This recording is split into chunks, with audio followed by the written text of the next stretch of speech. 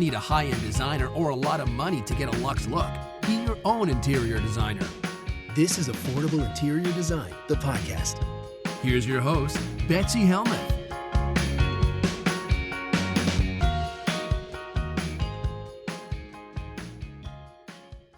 Anyway, you're writing from Long Beach. Your name is Kara, and you have a question.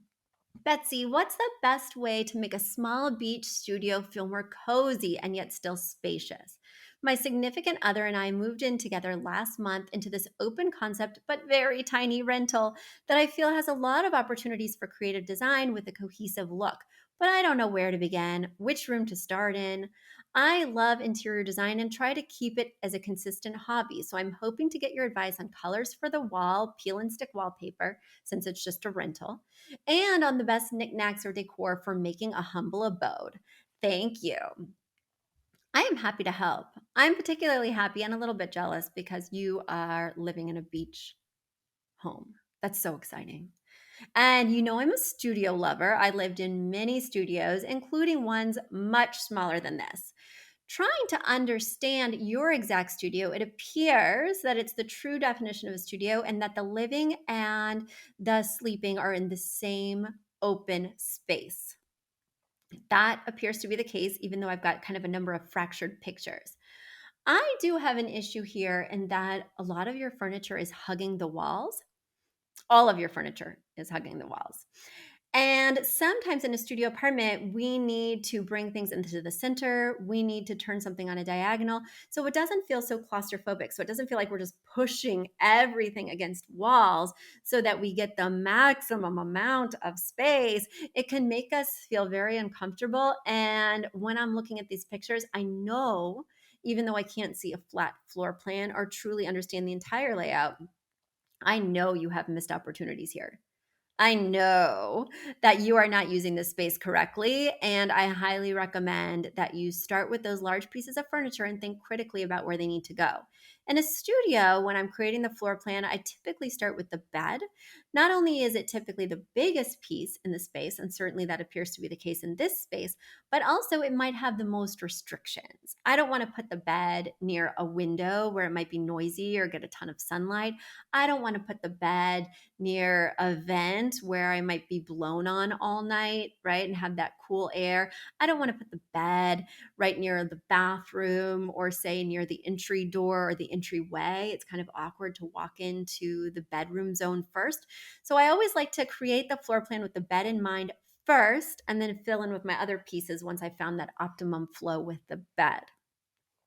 That being said, I think there's other opportunities as well. When I think beachy, if that's the style you're going for, I definitely think woven textures, whether it's a rattan, a basket weave, seagrass. That's something that's really missing for me here. And I think having that natural element would also make it feel a little bit warmer and more cozy. I also think about textures. What textures can we bring in to truly create that sumptuous, cozy space? I would want to see a delicious throw blanket in here that's nubby and draped over the chaise sofa. I would want to see some softer edges. Right now, we have so many lines in here. So we're not just thinking, how big is this piece or what texture is this piece? We're also thinking, what geometrical shapes does this piece bring into the room, be it in its actual form or in a pattern? And here you have so many lines, from the brick on the fireplace, which is very linear, to the rug, which is just a linear blue and beige striped rug, to the marble coffee table, which is very boxy and rectilinear. I mean, there's just so many lines in here, from the faceted pendant light above this sort of dining area. I would want to soften this up because when I think beachy, when I think cozy, I don't think harsh, straight lines. I think something more organic, something less symmetrical, something more unexpected, something that's not quite perfect like most lines are. I want you to incorporate some of that as well. I also think you've got a lot of stark contrast with the black, the white. So the pendant light that I was referring to, the faceted pendant, is black. The dining table is white. The walls are stark white. The brick is white. The couch is a dark navy. The coffee table is white.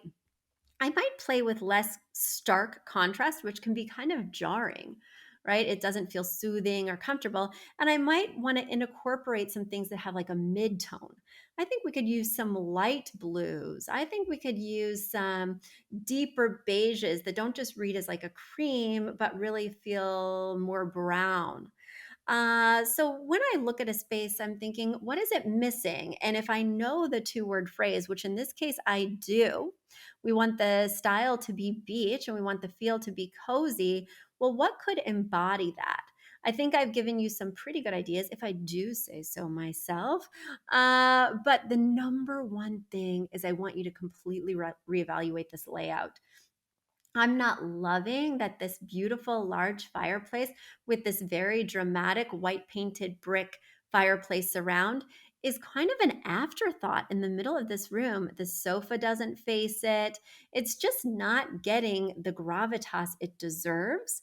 And certainly you are spatially limited, but I think if you explore the center of the room, you'll find opportunities that you might be missing.